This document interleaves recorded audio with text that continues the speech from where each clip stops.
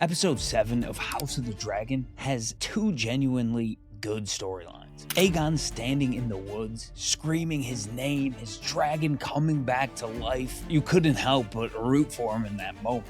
Ormund Hightower quietly buying a dragon. But two good storylines doesn't save it from all of the bad ones. The fast traveling in this show is out of control. Across the King's Road, in a war zone, it has a Master of Whisperers announcing her schemes in front of multiple people like it's no big deal. And we get Rhaenyra refusing Daemon Targaryen only to get with Mysaria. We also have some really cool dragons and CGI. Welcome back to Screen Wars. If you're new here or haven't already, subscribe to the channel, hit that like button.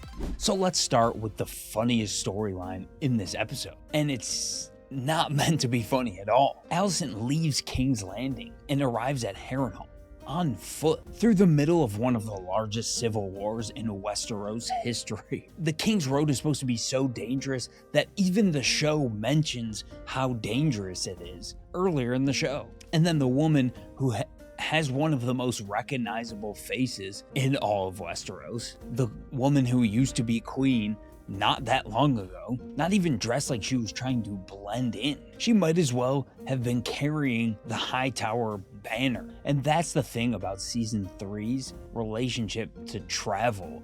The show has decided that distance only matters when the plot needs it to matter. When they need people to teleport, they teleport. When they need to keep people far away from each other, they do.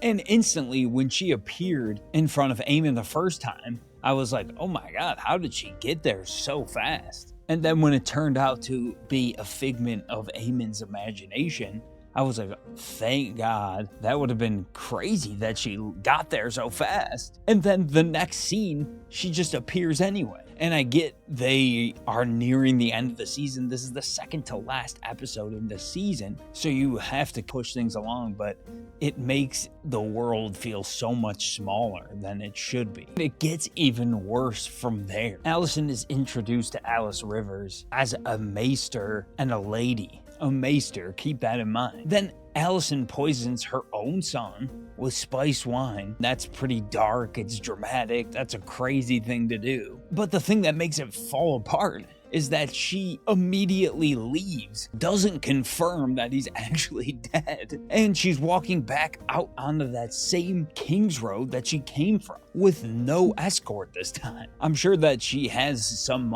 men down below waiting for her, but still, she didn't wait to see if Aemon was actually dead and leaving him in the hands of a maester.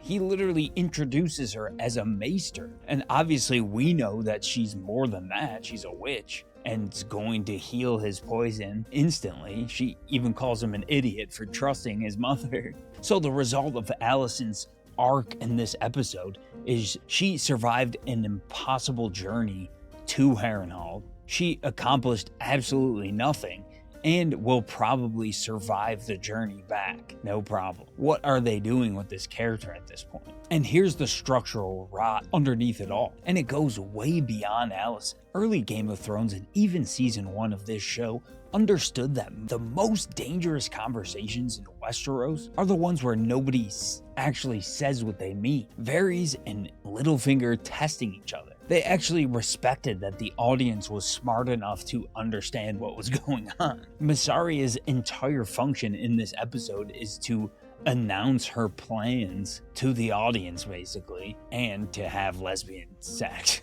In the throne room, with guards present, she openly announces her plans to work around the queen's authority. The master of secrets, or whatever, she's the one famous for having servants and people always listening in the background. Yet she, in a giant throne room, is announcing her plans right in front of people. And that accent, I just can't stand her accent. But is there anything Daemon could do that you would truly not believe?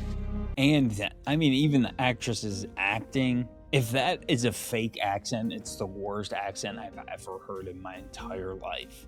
And every time she talks, it's just like, ugh, God. There right now.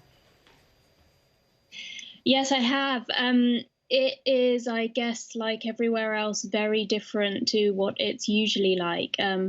The devastation, I think, has been a bit less severe than a lot of other places, but still. So the episode opens with Helena having a vision dream. She's woken up by Rhaenyra, and Rhaenyra starts immediately asking her about all these different questions. How does the war end? Give me specifics on my exact current predicament. They really make her come across as crazy. Rhaenyra going crazy, that's where the story goes, fine. But you gotta do it in a better way. Don't make her look stupid. Every problem she has, the gold, the mob, the council fracturing, comes back to her refusing obvious options that the show confirms were on the table. A lot of her craziness seems a little bit forced, in my opinion. Then we get the whole scene where Alys Rivers appears as Alicent, and for a split second I was like, what the heck is going on here? And then you kind of realize that it's Alys Rivers. The show leaves it open-ended whether Aemond is just envisioning that or Alys Rivers did it on purpose and appeared as Alicent. She kind of seemed confused and asked him if he saw a ghost or something, making it seem like she had no idea. But did she just say that in order to make it seem like she had no idea? Then we see Sir Roderick carrying Kristen Cole's head on a spike.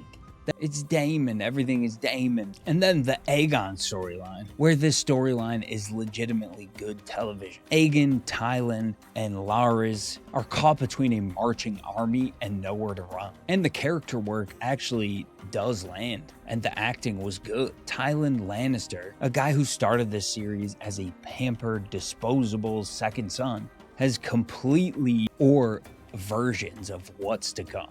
And again, Mysaria's character is so insufferable.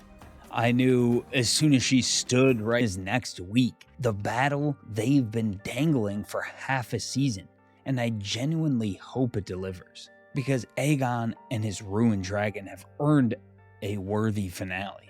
But if season 3 taught us anything, it is the show will build something great on one hand and undermine it in the other. And no dragon, not even a half-zombie Sunfyre rising from the trees, can carry a story that keeps setting itself on fire. That's my read on episode 7 of House of the Dragon. If you think I'm wrong, let me know in the comments down below. If you think one storyline being good is worth the entire show, let me know down below. If you listened this far in the video, I thank you so much. Subscribe to the channel, drop a like. It helps out with the algorithm. We have a ton of stuff coming your way in the future, but until then, I'm Brandon, this is Screen Wars, and we'll see you in the next one.